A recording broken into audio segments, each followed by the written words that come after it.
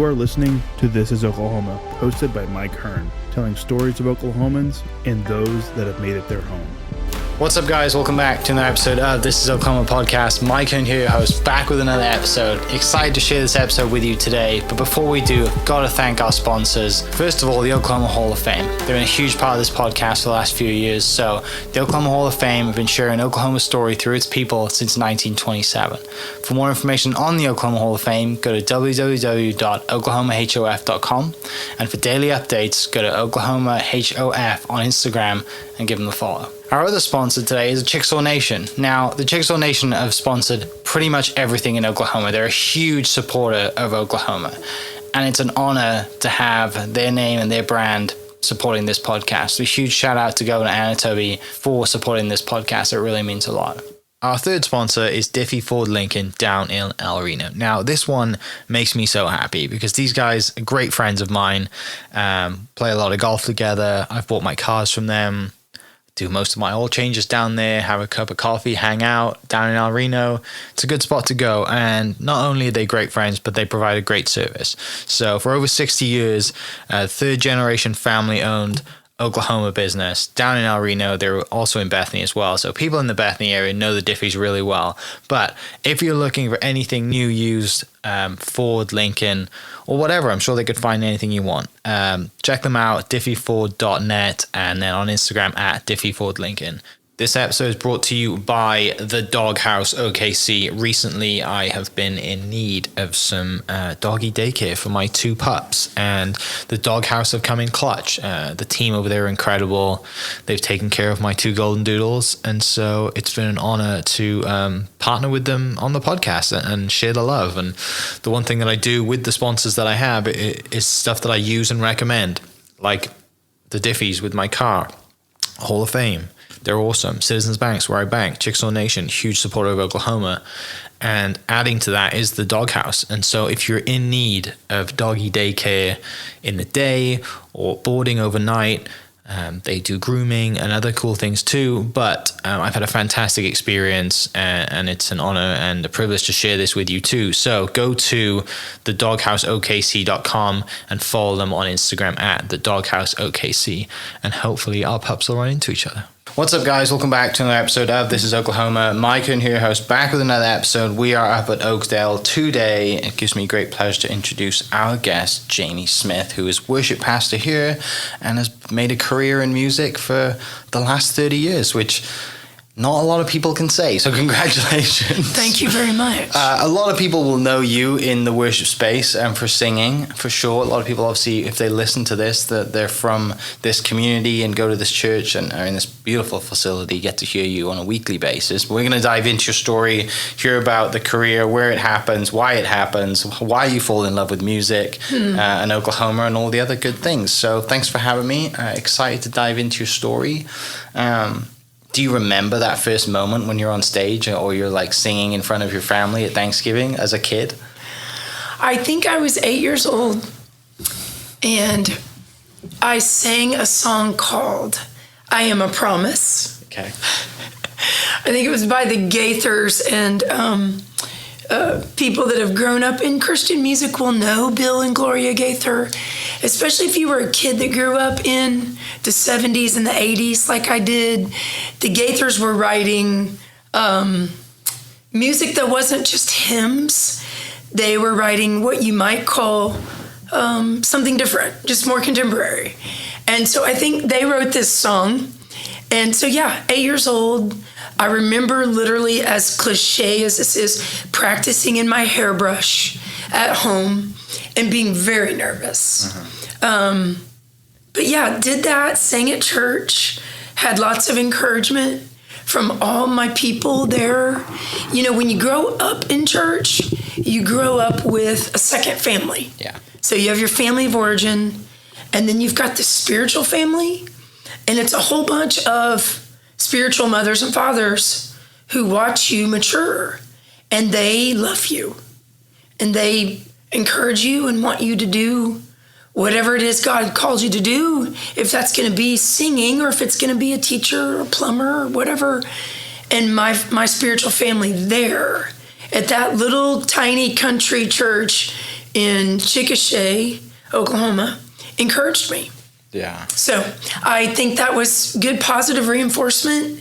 And I loved music from the first time I can remember hearing my grandmother play the piano. She played by ear. Apparently when she was like 12 years old, there were still silent movies, and she would go on Saturdays and play for the silent movies. And they'd let her watch it once so she'd know like good and evil, bad and good, and she could like do the music accordingly.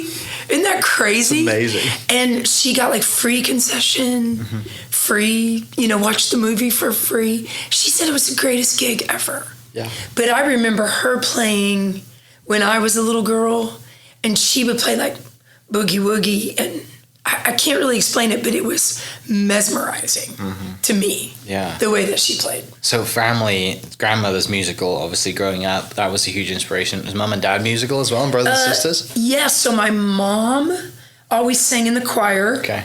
So that grandmother, that was her daughter.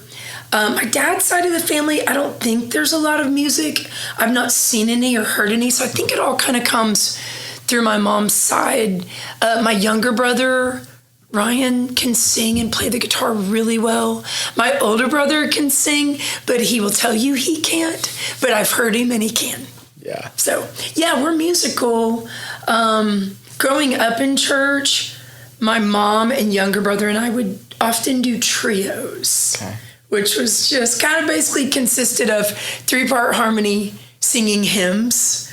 But that was pretty sweet, too. Yeah. It's fun to sing with your family. Yeah. It's unique. And because you're in Chickasha, small country church, there's not a lot to pick from, I assume. So you're like, hey, the gigs are like yours if you want them. Totally. Loads of opportunities to get your reps in. Yeah, to get lots of experience and to feel comfortable. Yeah. I think I would sing a solo at church probably like every 6 or 8 weeks, so I got to where I was confident, getting more confident. Yeah. So at this point, like, music is just natural to you. You love doing it. It's a family thing. It seems just what to do. It seems normal, I guess, at this point. Yeah. Are you into anything else growing up in school, big in sports? Yeah, sports and music. In fact, the first part of my life was like, I'm going to be a basketball player.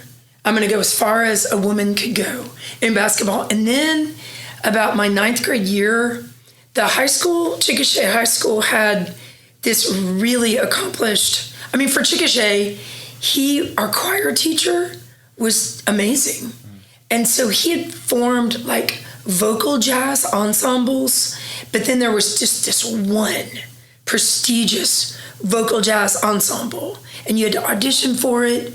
And I made that one my sophomore year, and he just turned me around. Like, I loved sports, but he was like, really, Jamie, how far are you going to go in sports? I was like, good point. And so I quit basketball after my freshman year and just dove headfirst into music. And he had a singing vocal jazz, which has really complicated harmonies and dissonant harmonies. And rather than, doing the whole holding your ear and trying to get away from the dissonant harmony, he would literally make us stand shoulder to shoulder and lean in, like put pressure on the other person if you're singing dissonant notes where you can hear it, so that you learn how to like live in the tension. It's actually a really good life lesson as well. Yeah. But he would make us lean into the tension rather than avoiding it. Yeah. And he took us to all these contests. He took us to the World's Fair in Vancouver, Canada, and we got the highest marks that you could get. So the experience and things I was learning at a pretty young age was pretty phenomenal. Yeah. For a small town. What was his name? Greg Swiden, and I still talk to him. That's good. He's probably 75. We still connect. We still text. I'll text him on his birthday. We still email. He's amazing. Yeah. So it was that conversation. And sounds like you were old enough to have that awareness as well at that point, to have that conversation, right? Of like, because if you may have been 2 or 3 years earlier, you're like, I'm going to be on sport, I'm going to be sports, I'm going to go to college, play basketball. But a little later on, to have that conversation with you, to be like, you know what, you can play, basketball till maybe you're 21 when you graduate university, but you can sing for the rest of your life. That's right. That's right. And he convinced me. Yeah. And I just loved music so much. I was the dorky kid that walked around with the Walkman and the headphones. Like, I was just obsessed with all different genres.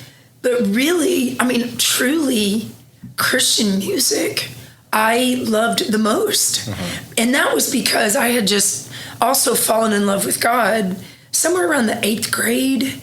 It kind of went from, oh, this is church and this is what we do, to it didn't become religion anymore. It was a relationship. And I had some pretty great mentors spiritually, my pastor and my youth minister, actually 2 different youth ministers that were great as far as teaching me the difference between this is religion, you just keep a bunch of rules, or do you want to be in a relationship with God? And so as I began to fall in love with God, what he had done for me and who he is, combining my love of God and my love of music together seemed like the most wonderful thing in the world. So listening even to those early Christian artists, and really, I mean, Christian music, contemporary Christian music was just, being birthed with people like Michael W. Smith and Amy Grant and the Imperials and these people that were like making it sound like what you would listen to on the radio. Yet it was really good. So I was very much wanting to do that with my life. Even at that age, I was like, ooh, that sounds fun. I want to do that. Yeah. And you mentioned kind of like being the dorky kid as far as music. Were you really diving into the intricacies and when do you start picking up instruments and really just like diving into the craft of it, not just getting up on stage and singing? Yeah, I think for me it was all about the vocals. Okay. I wouldn't say I dove into the intricacies of, the bass guitar is doing this here, and did you hear that piano riff? Did you hear that guitar riff? I mean, I loved all of it, but for me it was singing and trying to imitate what I would hear other singers do. Like being so captivated by Phil Collins' voice, and just wanting to listen to him all the time, or someone like that, or Sting, But then, of course, I'm still loving all the Christian music too. But then the more I got into even vocal jazz, he would take us to see Take 6 and Manhattan Transfer and Cleo Lane. Like these concerts would come to Oklahoma City and he'd be like, let's go, because you need to hear this stuff. So he was already exposing me to stuff that on my own I was never going to find, because I was just locked into wanting to be a Christian artist. So I was just gobbling all that up. Yeah. But he was exposing me to everything else that was out there, which was great for me. Yeah, it opens you up, right? And like you said, you're in your bubble, you're like, I want to do this and this is my world, but to get those outside influences to then bring into your world, and change it up a little bit. Yeah, he just made me realize that I loved music even more than I thought I did. He was like, Chicago's coming to town. We're going to see Chicago. Who's Chicago? You don't know who Chicago is? Yeah. So, and then you got to hear the horns in Chicago, the brass. And it's like, oh, okay. So he was really good for expanding my horizons. So freshman year, then you stopped sports and it's like, music is the thing. Well, I kept playing softball and golf. Oh, okay. And I did softball and golf all the way through high school. Okay. And my senior year, we were state runner-ups in softball. Yeah. So you still had to take you away a little bit. I kept my love of sports. I mean, But music was my thing. And I knew, come college, I was going to major in music. And I didn't know what I was going to do, but I was going to do something with music. Where does your love of sports and competitive side come from? I guess my dad, he's pretty competitive. Are you the only girl? I'm the only girl. Yeah. And it's funny, I think both of my brothers, if they were sitting here, would be okay with me saying this. I was a bit more athletic than either one of them, which is funny. They both did sports, but I think I was the one that loved sports and just was more competitive. Yeah. So. And being the only daughter, right? You got that little chip on your shoulder. You got an older, younger brother. Yep. I'm stuck in the middle, fending for myself. Yeah. So I think you are tough maybe as a girl with only siblings as brothers. Yeah. Yeah. Yep. Any highlights from other than state runner-ups? Any other highlights from your sports career? No, I was pretty bad at golf. I'm sorry. I didn't get better at golf until post-college when I met my husband, who is very much a golfer. And then we started to play all the time. Yeah. And he helped correct my bad swing and give me putting tips. And I took some golf lessons.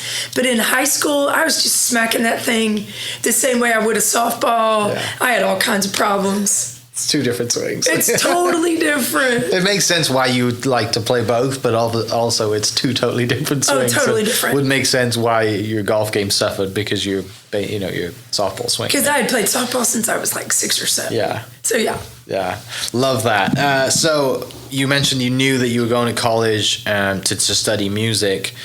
Were there options on the table? Had people like what's kind of that period of time like as a singer? Are you sending recordings to music schools? Like, how does that process work to get you where you want to go?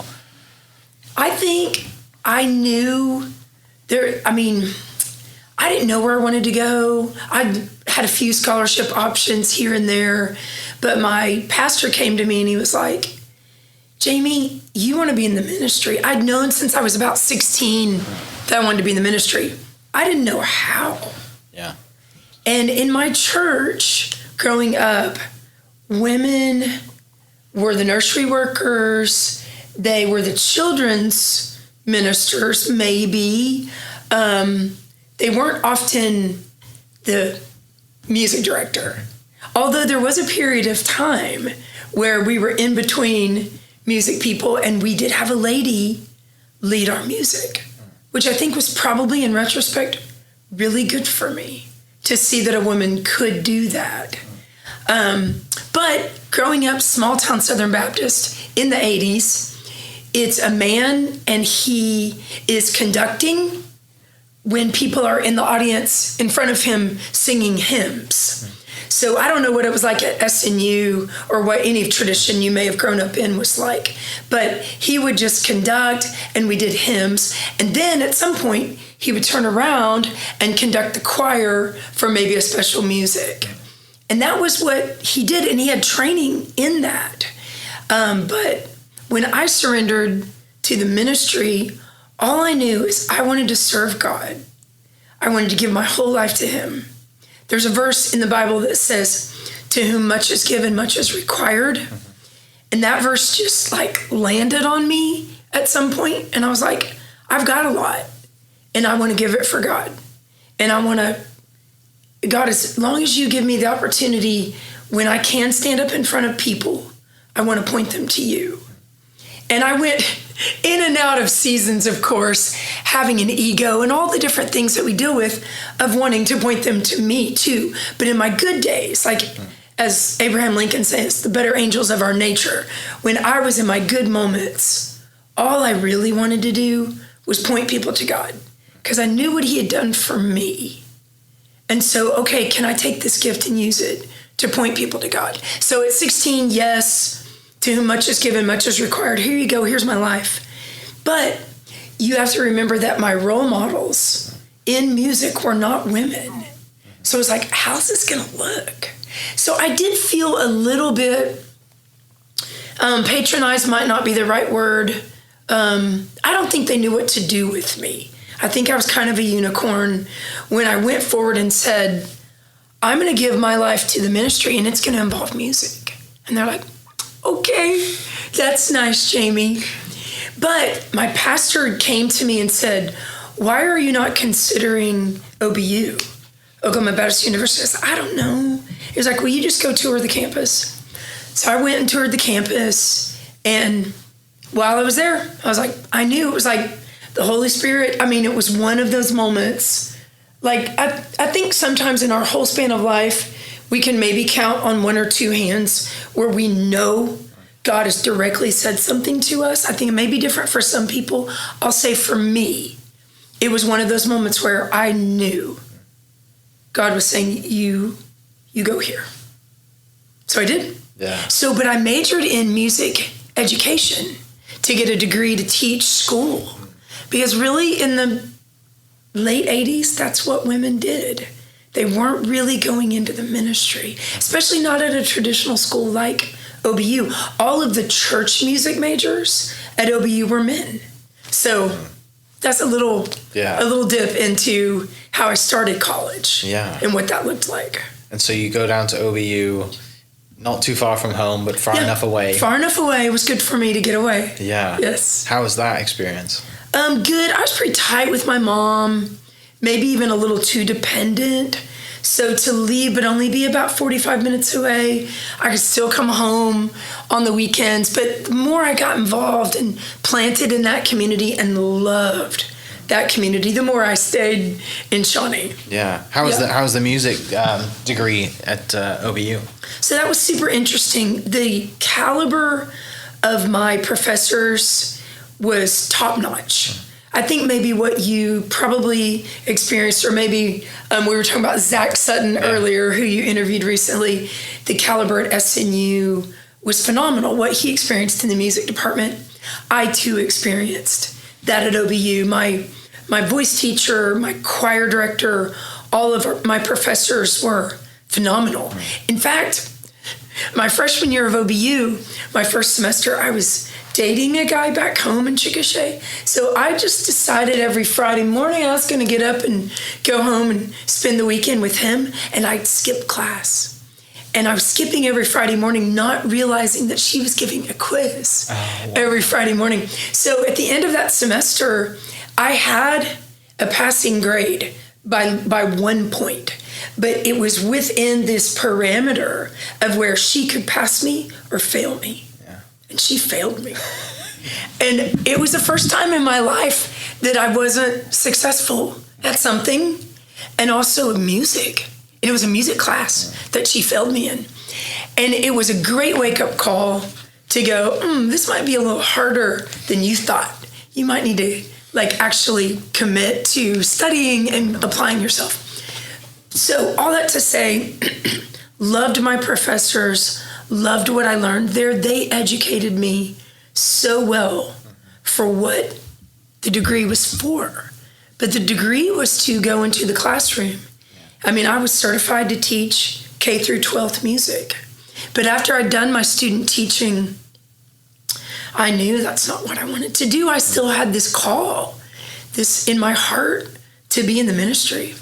So I had one of the summers of my college, I had done something called Continental Singers, and it's where I went to California, and I traveled all over the country for an entire summer singing, again, Christian music songs. We'd go into churches. And so out of that experience, I was again even more resolute that this was what I was going to do. In fact, the OBU softball team, they'd had a girl quit, and she remembered me from high school. And she came to me and said, would you want to play softball at OBU? And it was right at that same crossroads where I had just had that experience. And I was like, oh my gosh, that sounds so fun, but there's no way, because this is what God has called me to apply myself and commit to.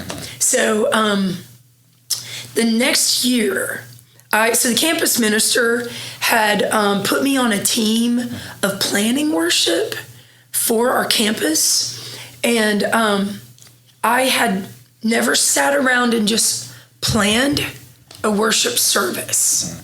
And that may sound like so boring to you, but this is how we're all really different. It was like 5 or 6 of us, and we couldn't get all of our schedules to match up. So it was 7:30 in the morning on a Tuesday, and he brought Dr. Pepper and donuts. And we'd sit around and plan the worship services for our campus. And I would come out of those meetings probably revved up from sugar and Dr. Pepper, but there was something else. I was revved up from planning a worship set that I never even implemented. I wasn't the one standing up and leading the worship. I didn't even play guitar yet. I just got excited about planning worship. I know that I sound like the biggest worship nerd, but I would get jazzed up about that. Is that because historically that had been a man's job? Maybe. Okay. Maybe, but it was just in my heart to, again, whatever I could do to point people towards God really mattered to me. And I would walk out of those meetings kind of like I was walking on cloud 9. It was like, what what is that? Right? Yeah. So the next summer, the summer before, I had been a youth intern at a church, and we had taken a group of kids to a camp called Centrifuge. And at that camp, there was a girl playing guitar and leading worship. So I was 22 years old. It's the first time in my life. First time in my life. I look up on a stage and I see a girl playing a guitar and leading worship. And they were singer-friendly songs that you could get into. And I had an experience that night, again, with the Holy Spirit, where I felt like, I know this might sound so weird and charismatic, but I felt like God came in kind of, the presence of God was just so heavy and thick that he was standing next to me. And he points up there to her and he says, that's what you're going to do for me. Yeah.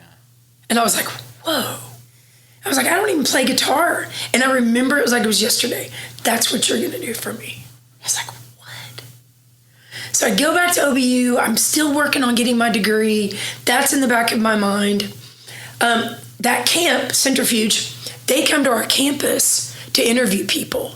And I'm like, maybe I should interview. So I interview, and then I get called back for a second interview. At that point, I kind of started playing guitar, which was really weird. For my degree, I needed to take a class in percussion, strings, or guitar. I go to sign up for percussion because that sounds fun. Class was closed because I waited too late. Strings sounded too hard.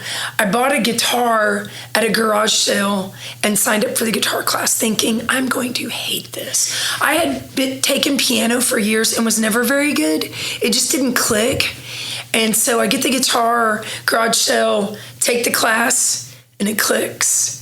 So I go for that second interview with Centrifuge, and he was like, you don't play an instrument. And I was like, wait, I'm kind of starting to learn guitar. I'm not very good yet, and I don't know what happened. I think it was God's will. I got the job.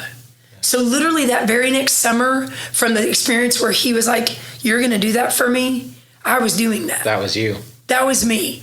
And so I led worship for 10 weeks for about 600 kids a week. Oh my gosh. And I got paid. And I was like, you're going to pay me to do what I know God has called me to do? Mm-hmm. I knew about 10 chords maybe. My fingers were still bleeding. My skin was still, like, my calluses were like forming and then falling off. And it was very painful. And I loved it. Like, I'm never teaching again. No. Yeah. So I go back, I finished my last year of school, I do my student teaching. I know I'm not going to do it. I had great teachers that I worked with. They were like, you don't love this. Like, no, I don't. They're like, what do you love? Yeah. Leading worship. Okay, well, you should go do that. And so I graduated and then went back that summer after I graduated and did another year of leading again. And then that fall, I started traveling and leading worship. And because, unbeknownst to me, when I was doing those camps, I was in front of all these churches. And the 2 summers, I was in East Tennessee, and then I was in North Carolina. So all of these churches were from the Southeast. And so they would call me. I'd get on a plane and go lead their youth retreat at First Baptist Jackson, Mississippi, or one of the very first things I did was near the Potomac River at a campground outside of DC. I mean, and so now this little girl from Chickasha is getting on an airplane and I'm going all over the Southeast. I fell in love with the South. I mean, just the food, the hospitality, the people, but I'm going all over the place. Even as I'm finishing up college, I'm already going. I'm already getting phone calls, answering machine. You know, back in the day where they'd leave them down. This is Jimmy from First Baptist, Tupelo, Mississippi. Will you come and lead And I was like, yes, I will come and lead. And so that became my full-time job as a 23-year-old. Yeah. It's crazy. What are your parents thinking at this time? Just like the last junior, senior year of this trend, what you just explained, like how are they, especially when you say I'm not teaching, I'm going to go music, like how is that conversation as well? I was scared to death because OBU's not cheap. Right. And my dad, he's the silent type. He's that silent generation. And he was always really proud of me and was probably a little more vocal about my sports because it probably connected with him a little better than the music did. So I knew he was proud of me with music and singing. But when I was going to tell him that I was going to choose this as my full-time job, I was scared to death. So I go in and I prepared my speech, and I remember thinking, I'm going to say, Dad, I hope you don't think it's foolish. You know, I know you just paid for a degree at OBU, but I'm going to do this random thing over here that not very many people do, and especially no women do it. And so I go in to him and I say, okay, this is what I want to do, and I hope it's not foolish. I know you paid a lot of money for my degree. He looks at me and he says, do you think it's foolish? And here's my opportunity. Because I knew God had called me to it. So I say, no, I don't. And he leans in and he says, well, I don't think it's foolish either. And he just set me free. He set me free to follow God, to pursue my dream. And my mom, you know, she was always just 100% in, but for my dad to do that was just amazing. So, sorry. That's special. Yeah, it's when you have that experience, right? And it's a man of few words, right? And he's raising you and two boys, right? And obviously sports is his thing naturally. Yeah. And you have that conversation, and that, it's a defining moment, right? Yeah. Like, there's a reason it means so much to you. Yeah. And I can remember it like it was yesterday. Just that moment where he lets me follow God and what God has called me to do. And he wasn't real, he went to church with us, but not as much as my mom. My mom was really the spiritual force in our family.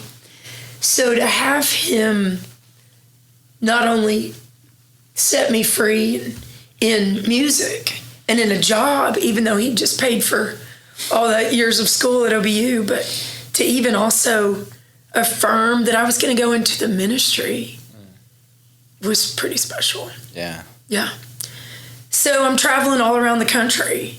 And other than that one other girl I told you I saw on the stage, I didn't know any other women who did what I was doing. Now, there were plenty of women in the contemporary Christian world, writing songs and performing songs. But I'm doing something that's a lot different in that I'm standing up in front of youth groups, women's ministries, sometimes full churches, lots of times full churches on a Sunday morning, a Sunday night.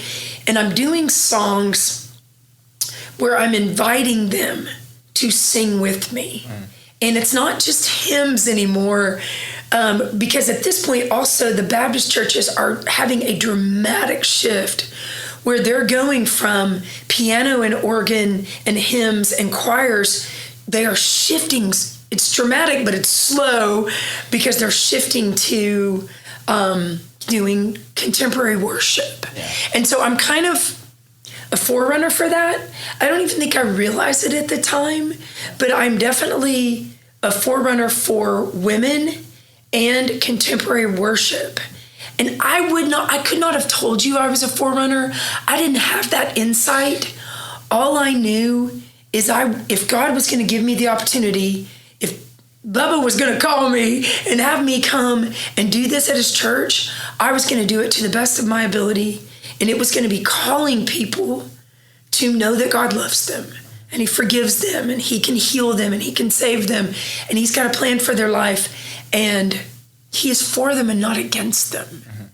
And like I told you, religion, it had been a relationship for me and not religion. So I was all about sharing that same message. He loves you. He wants to be in your life. He wants you to know that he's forgiven you of all your sins and he's for you. And let's go. Let's do this life with him by your side. So that's what I was doing. Yeah. And I was really busy, and I was really lonely.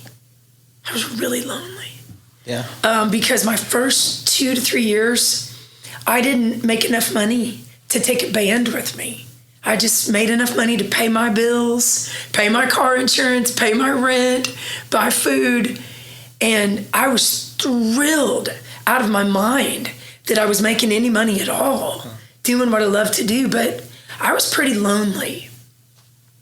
And so after I prayed a lot about, and then you know how it goes. All your friends are getting married.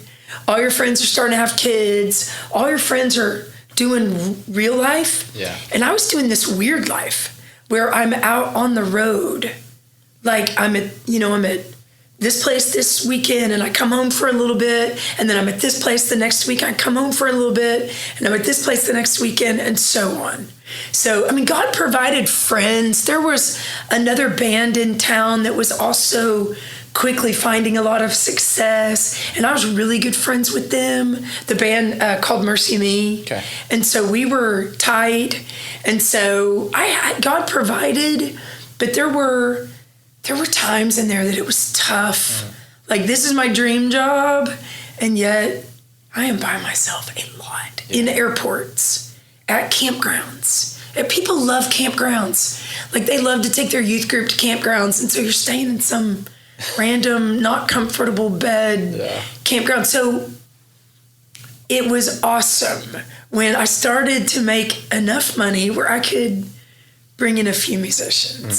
So I'd have like a drummer and a guitar player, and I had some amazing, smarter than me, wiser than me guys that God put in my life to help grow me up and to help me understand the responsibility that God had put on me to lead people in worship. And I had some amazing early musicians that are still in Oklahoma City today. I still keep up with them, that helped grow me up and mature me. Yeah. So during this time then, you go from, like I said, you graduate, you do student teaching, that's not going to happen. You have this conversation with Dad, and then you're on the road. And at this point, you're like trying to just keep the stream alive for as much as possible, right? When does that, like, is it a few years where you get to a point where you're like, now we have a band, and now it's not just, I'm doing this out of college. You're like, no, this is what I do all of the time now. Like, it becomes like a career for you versus, I'm just going to do this for a couple of years and see how it goes because it's what I love to do, right? Yeah. When does it become like a legit career and job?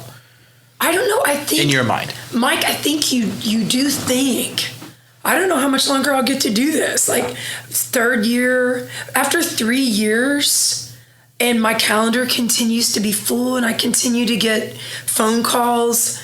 It's like, I think this is my job. And I would say probably about year 3, 4, I was taking a band. Like, I was doing 6, 7, 8 weeks of summer camp in the summer that I'm like, I think this maybe, and I'm also recording projects on the side, and I'm starting to write some of my own worship songs. And so I'm thinking this is probably what I'm going to do. And then I moved to Nashville with that band I was telling you about, Mercy Me. We all go to Nashville because we're like, let's go for it. Let's see what we can do. And I'm there a year and get really disillusioned. It's like everyone you meet is in the industry. Yeah. And I still felt like what I was doing was so unique. Because again, the industry was all about performance and writing songs that you perform for people. And I'm doing this thing where you're writing songs that you want people to sing with you about God. And they're not just about God, they're to God. So there's like a horizontal thing where you sing songs about God, but there's a vertical thing when you're singing songs to God. And it's like you're singing your prayers. And that feels different. Yeah. It feels real intimate. And a total different writing style too. Totally. Yeah. So I left Nashville after a year. They left Nashville after a year. I moved to Texas at that point and move in with a friend of mine who actually starts working for me She's running the projector. I don't know if but before computers and we did the overhead projectors. Yeah. And so I just hired her for the summer to run those, to take those transparencies off and put the next one on when we move songs. But I also had 2 or 3 guys in my band. So I was starting to make enough money where I could pay those people. And manage all those people. And manage all of that. Yeah. So it just slowly happened. I'd say 5-6 years in, I'm always going out with a band.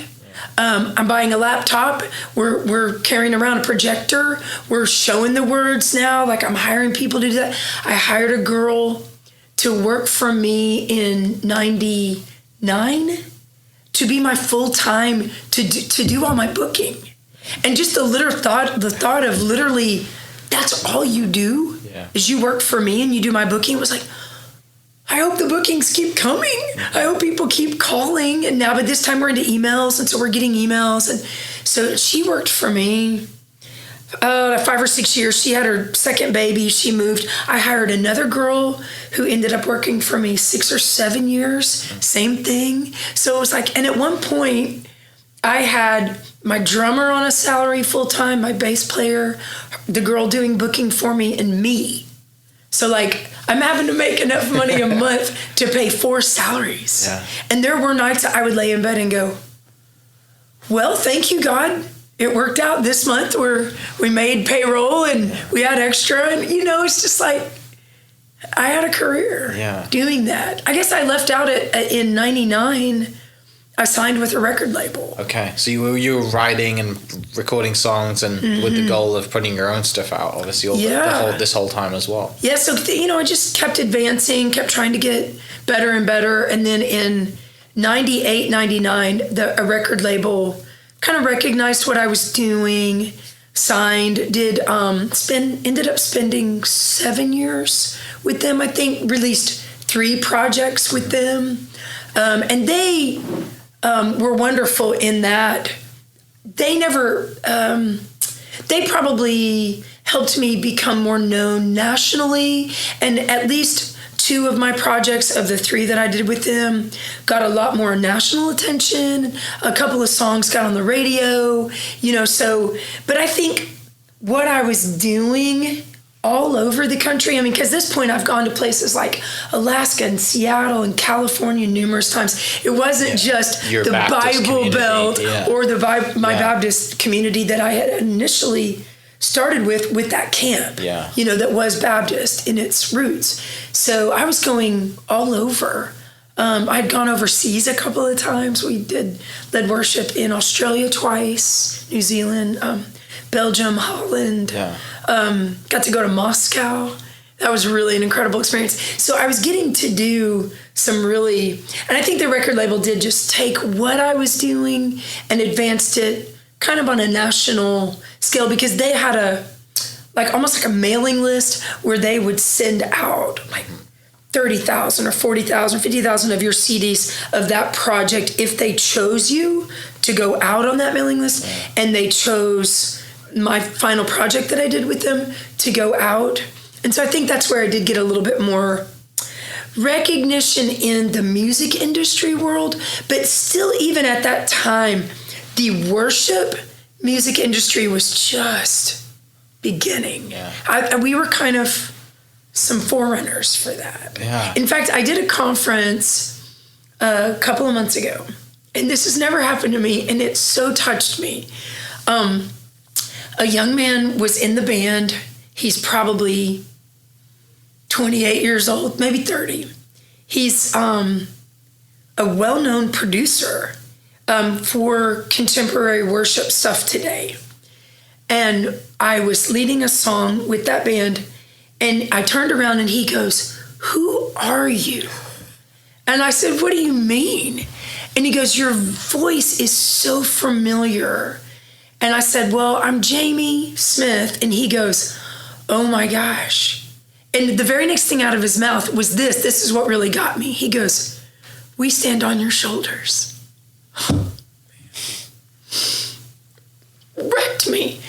Wrecked me.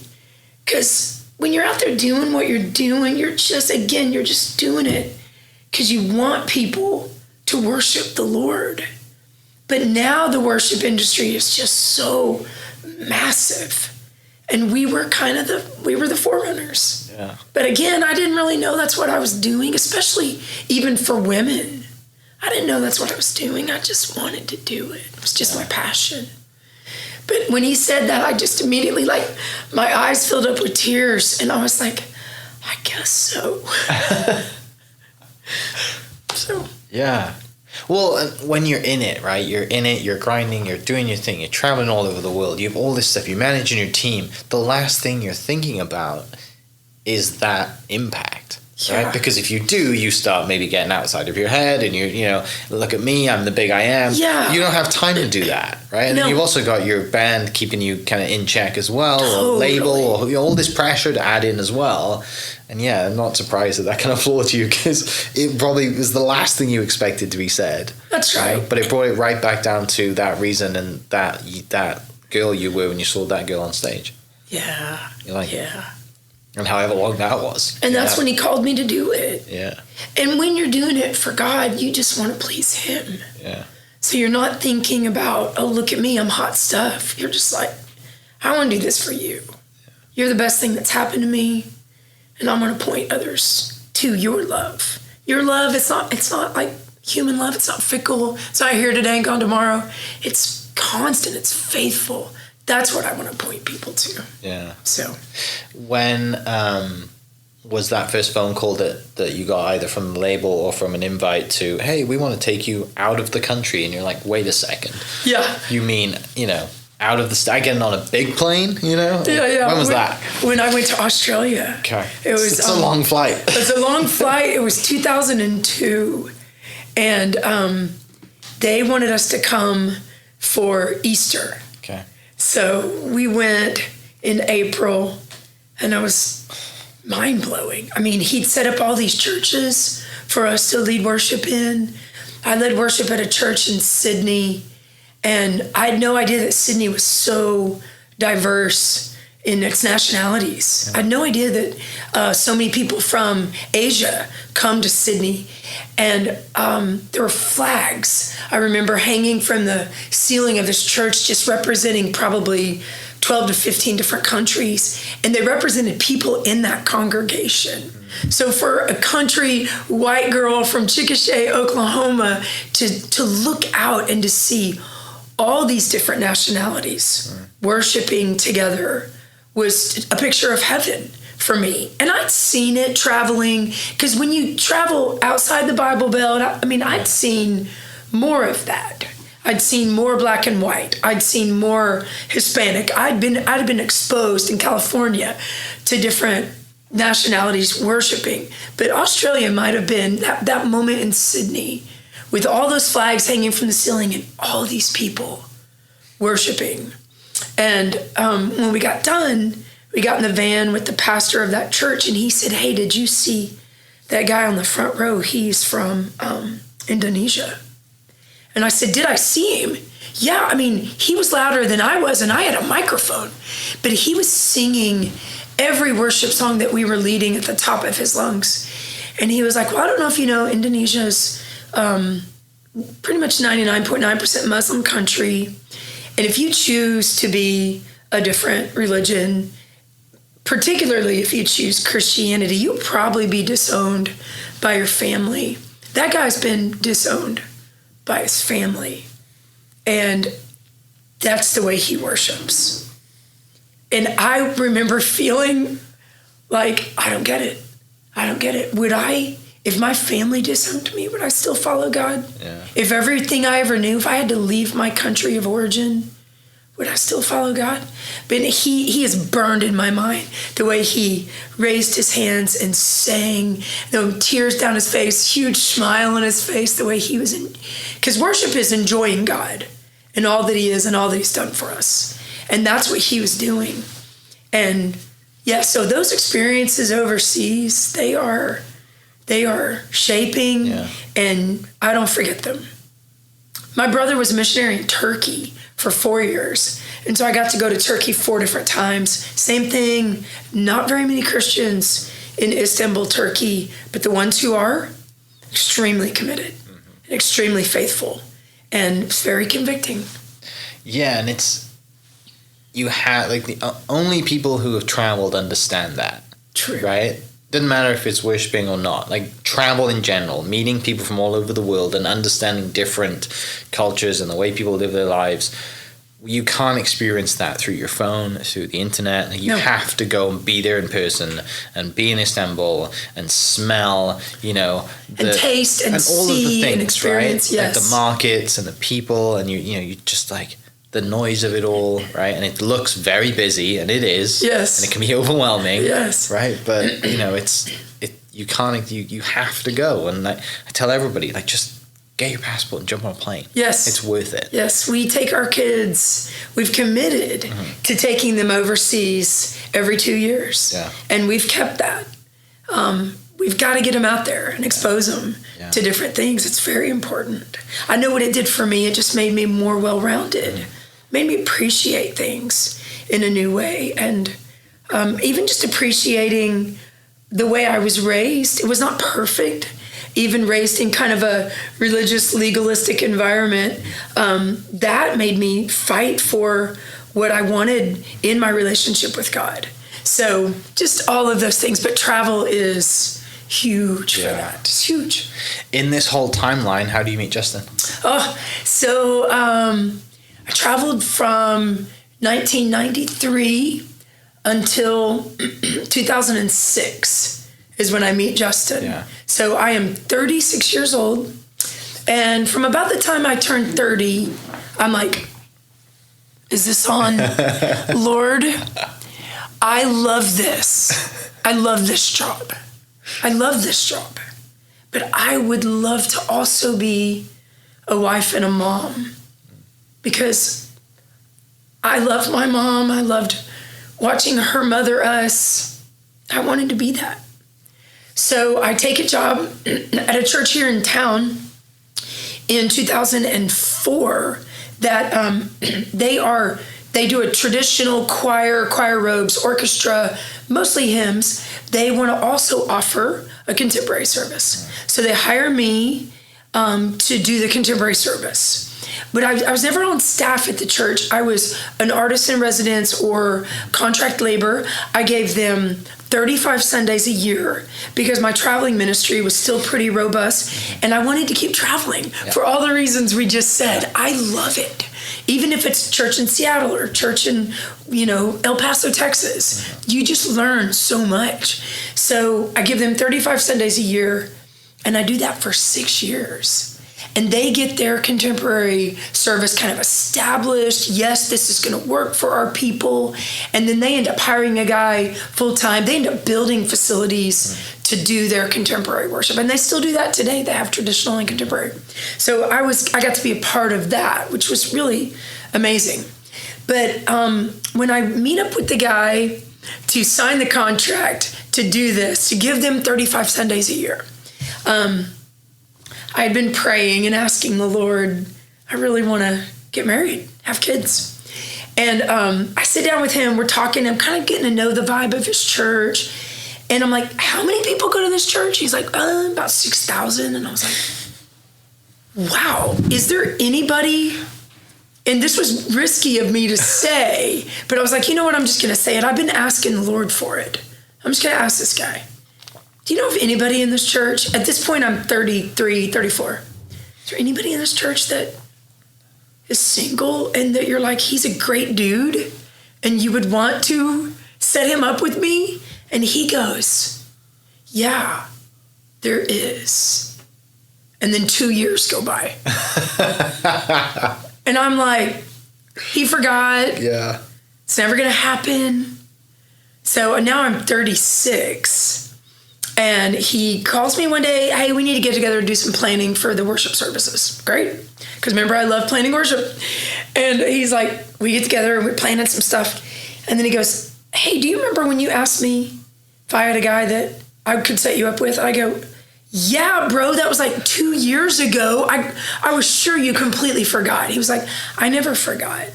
The guy I thought of right when you asked me, he was dating another girl. And I had to wait for him to figure out that was not going to work. Yeah.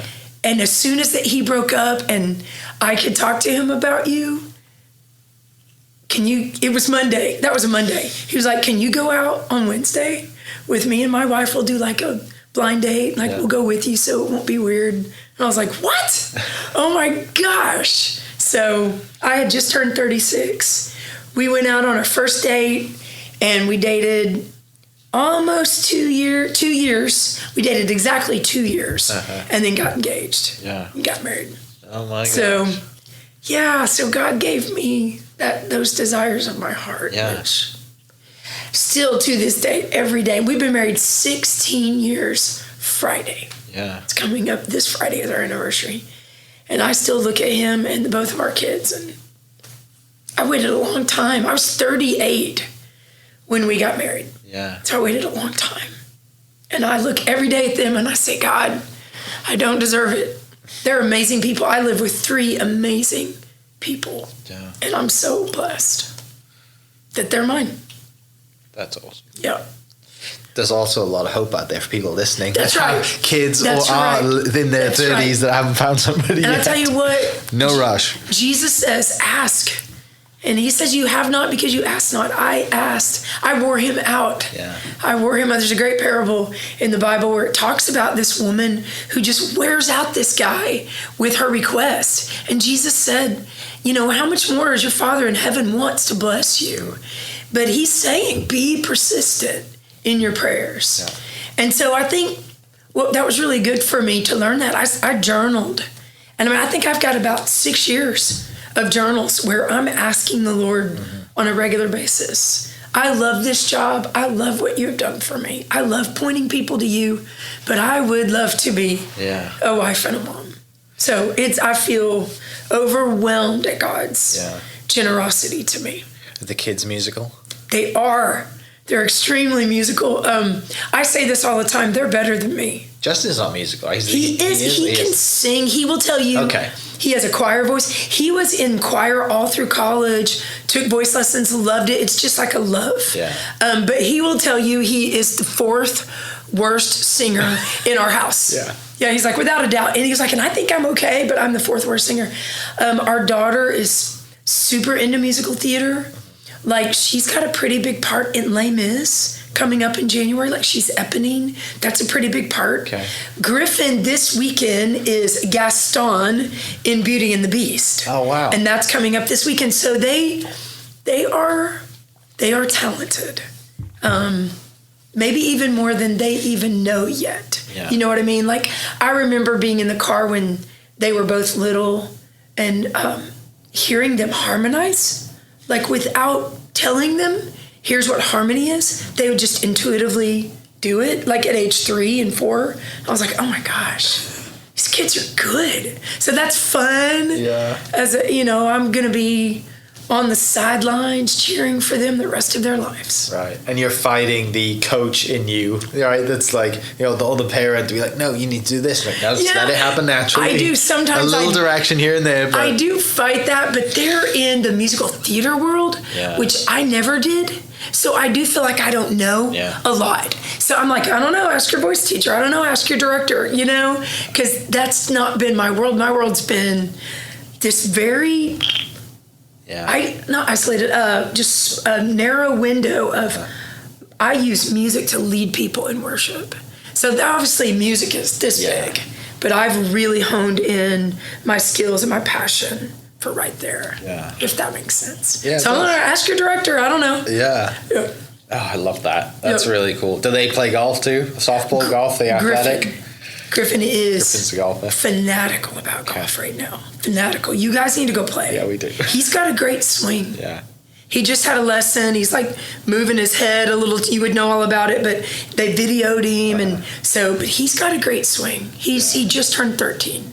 Okay. That's a growing age now. His body's going to grow the next 3 to 5 years. Totally. And that's where it takes off. Yeah. So, you meet Justin, wonderful family, kids are musical, you get the job, and you're working there. Does things start to when you become you meet Justin, you get married, does it, do you shift in your mindset of this is going to tail off, or you're like, no, this is still my career, I'm still traveling, 35 many shows a week, all that stuff? Like, how do we get from there to here? I know. I think when I was pregnant with our daughter, I was like, I'm never going to do this again. And especially after she's born, right. And it's so much work. You just think, I will never get up and with a guitar in my hand again. I will always have this baby in my arms. But life moves on, and I still had bookings. And I remember I got a call to lead worship at Liberty University when our son was 4 months old. And I had to leave him, and he was 4 months old. And the whole weekend, I loved everything I was getting to do, but I am just aching. Like, my arms are aching to hold my baby boy again. So, so I was still getting phone calls, emails here and there to do different things. Now, it has obviously tapered off. I do not travel as much as I used to. I took the job here at Oakdale Baptist Church as the worship leader 11 years ago, because I knew even at that point, my kids were like 2 and 4. I was in a spot where I was traveling 15, 20 times, 20 weekends a year, but that's a lot less than every weekend, So it just naturally became our lives. I'm a mom. I'm a taxi cab driver. I mean, all I do is drive them to all their things, So it's just worked out to where I know if I can say yes. I rarely say no. There have been a few times I've had to say no. No, that's my daughter's birthday weekend. I can't come lead worship for that or whatever. But for the most part, it's just worked out. Yeah. And I'm here. This church Oakdale gives me 12 Sundays a year to be going. So that can work out to about 1 a month. Yeah. But typically what happens is I usually save 3 of those Sundays for December, because we started doing Christmas concerts in 2005 when I first released my first Christmas CD called Hope of All the Earth.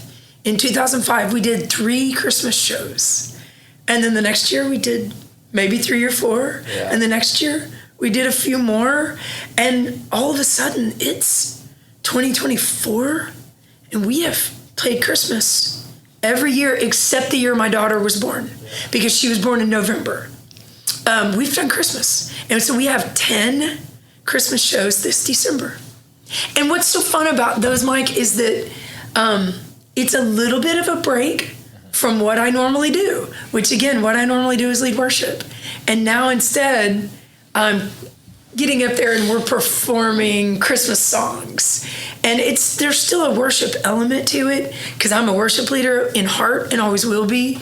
But we're doing songs that we're going to sing Jingle Bell Rock and Hark the Herald Angels Sing and Go Tell It on the Mountain, and then stuff we've written. Yeah. We've got several original Christmas songs. And all of these people are local people that you've known through the industry that are playing on your band over Christmas, and naturally, busy time for you in the the music industry. Yeah, I've got my drummer, guitar player, and bass player, and another guitar player that moved back from Nashville 5 years ago.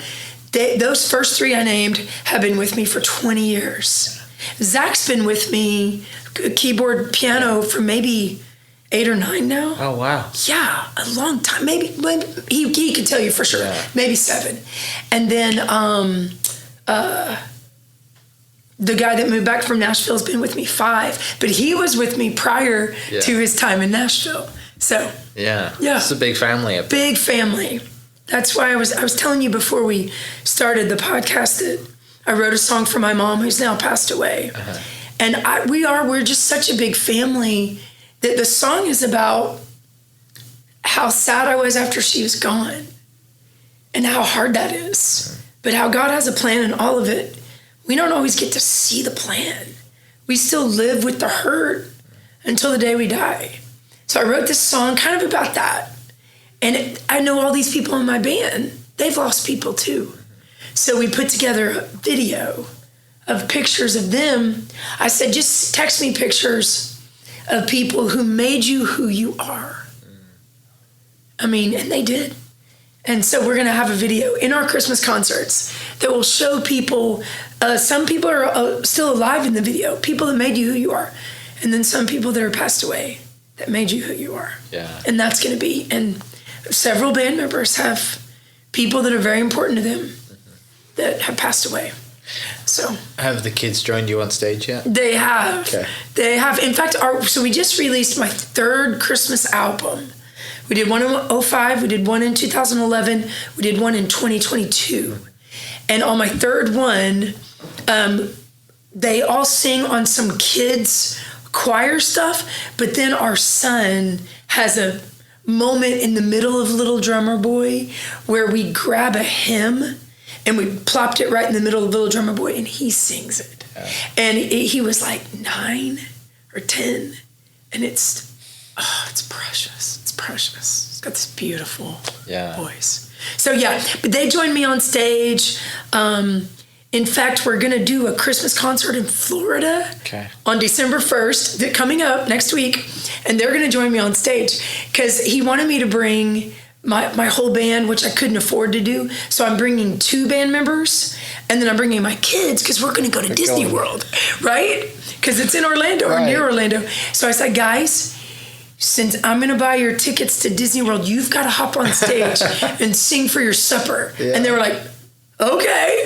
So yeah, they'll sing several songs with me there. That's awesome. Yeah.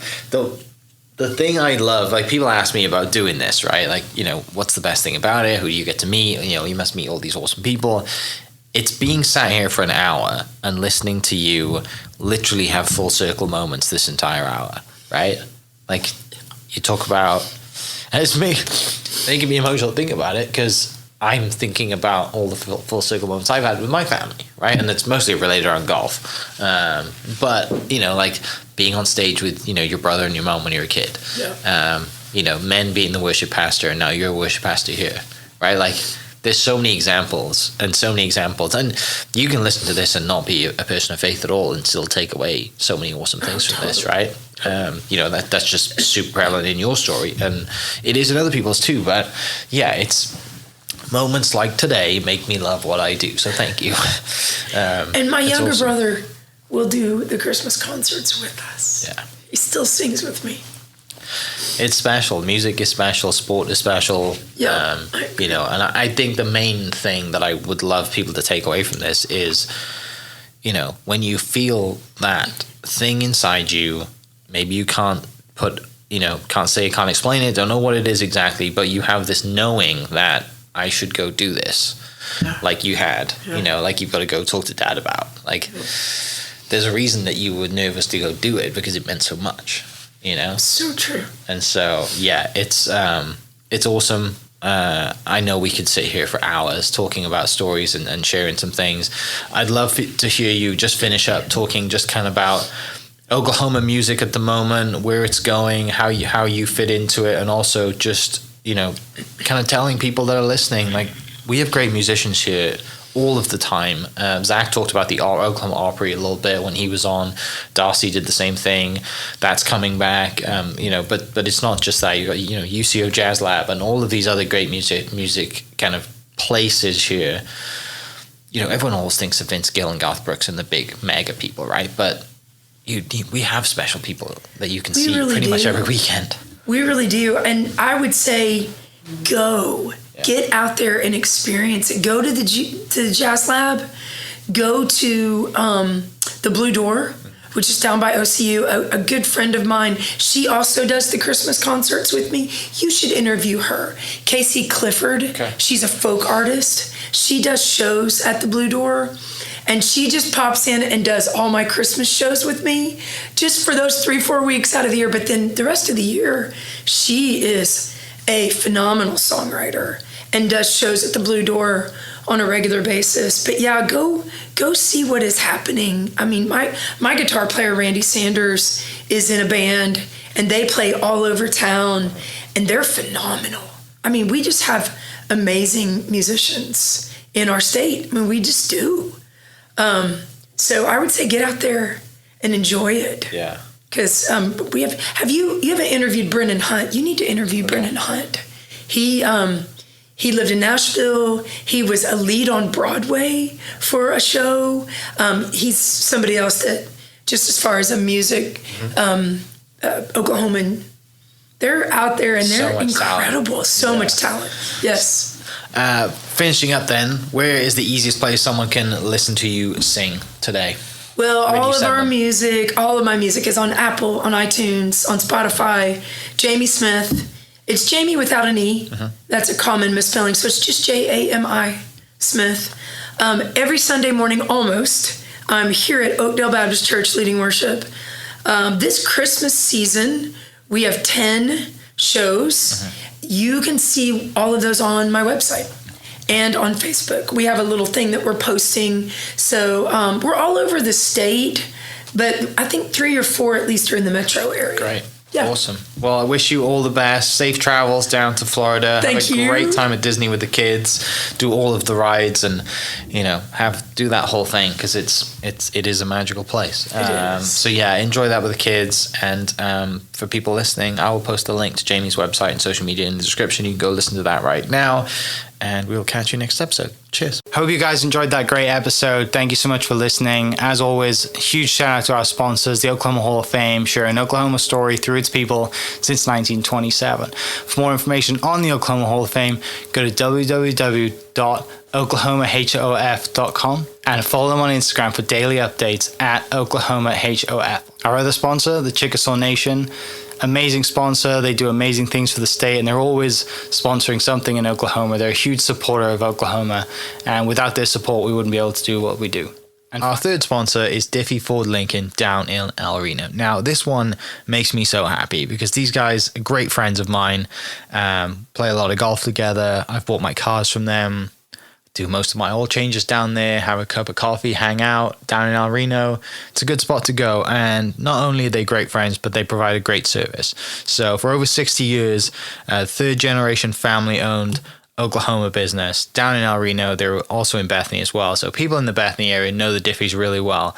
But if you're looking for anything new, used, Ford, Lincoln, or whatever, I'm sure they could find anything you want. Check them out, diffieford.net, and then on Instagram at diffiefordlincoln.